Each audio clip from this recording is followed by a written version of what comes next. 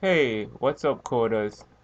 All right, one of the things that normally is difficult for persons when using WordPress and running a plugin like WooCommerce is creating what is known as a variable product.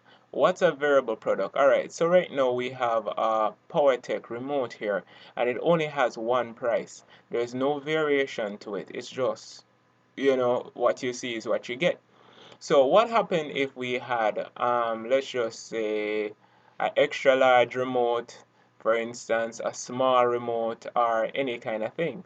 And what happened if it was a situation where these things had different prices?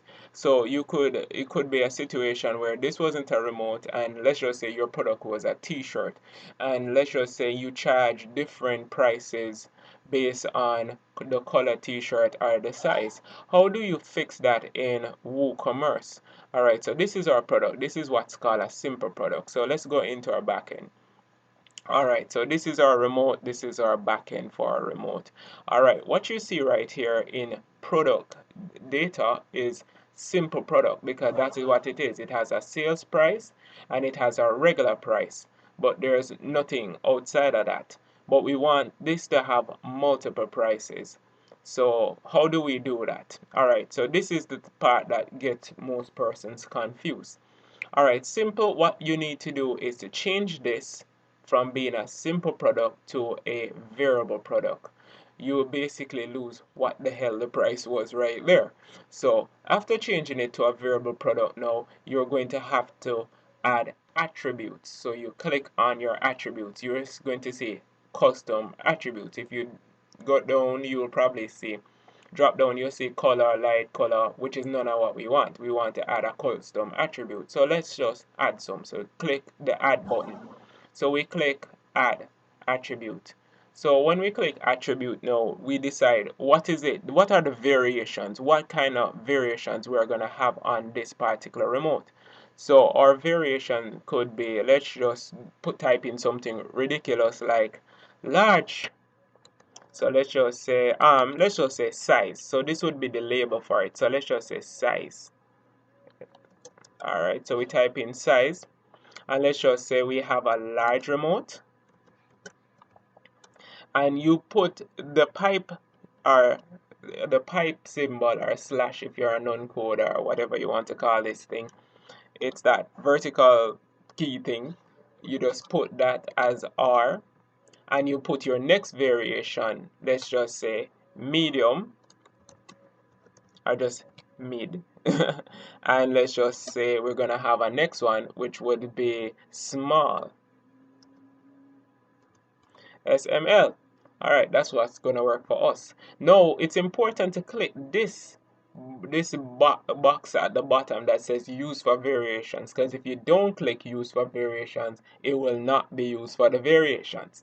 So you click on use for variations, and bear in mind, just simply type the options that you want right here and the slash or pipe symbol. You can Google pipe symbol if that's what you want to do, and then click save attribute.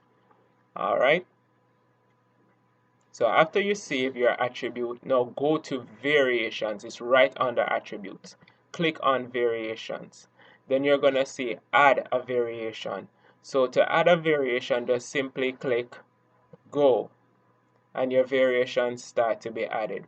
So it's asking you, can it be any size? So we're saying no. For the large size, we want the large size. And you see right when we click on large, you see a drop down here to make some specifications right here. So you just click on that drop down, and you see enabled by default, which it should be enabled, and you see a price.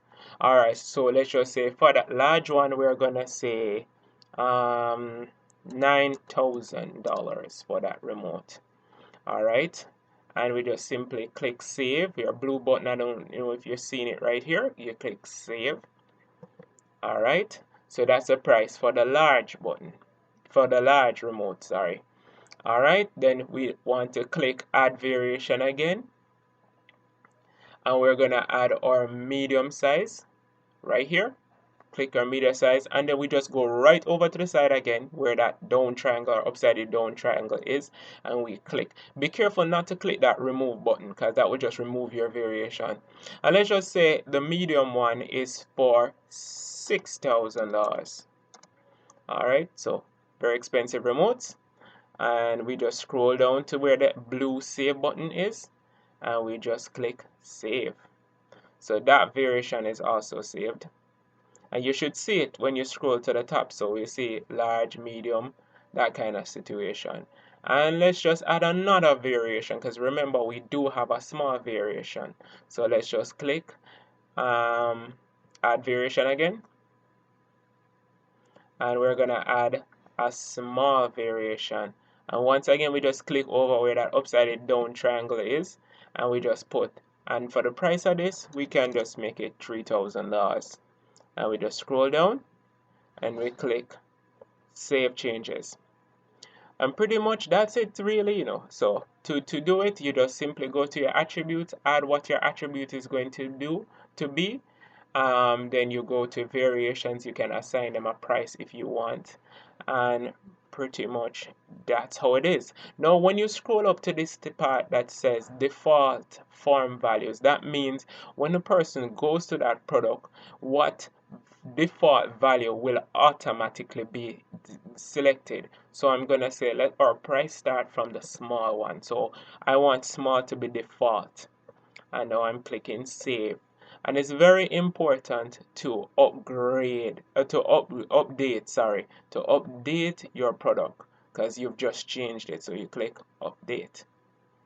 All right, so mine's updating. All right, so this is how it used to look. This is what it was before, and I'm going to refresh so that my changes can take effect and you can see how it looks when it's a variable product. All right, so refreshing my product. Now look what's the difference. It now gives you a price range. So we are saying this PowerTech remote, the price range is from 3,000 to 9,000, because it shows you from your lowest variation to your highest variation, or from your lowest point to your highest point. It will show that by default. And look, it's automatically selected the small size, and you notice we have size here now, and it's 3,000. So if we click down and say medium, it changes to 6,000. And if we click down on, that's a commercial that I created. If we click down to large, it changes. That's 9,000.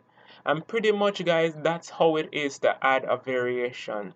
Bear in mind, guys, variations don't automatically add themselves, so you have to think about your variation and the ultimate price of each variation and put them in. That's something I found like kind of a nuisance, but hey, it does it. So that's the big confusion that most persons been having about how to create a variable product. Don't go through hours of reading the documentation. It's just not worth it. Please just watch the video and share it to someone who actually wants it. And guys, please subscribe, because subscribing to this channel keeps this channel alive. It's sad, but this is what YouTube new policy is. If you don't have X amount of subscribers, they'll just kill your channel, or just you can't monetize anymore. And I do work, so it takes a lot of time to come and create these videos. As simple as they seem, I have to think them out and create them. So show your support by subscribing, and if you already subscribed, thank you guys. You are the reason why I do this. And if you have any questions or any videos you'd like to see, I do take requests. I'm going to be doing a lot more WordPress work, because that's what I do for work right now. So it's easier for me to make these. And thanks for watching. And once again, subscribe, guys. Thanks.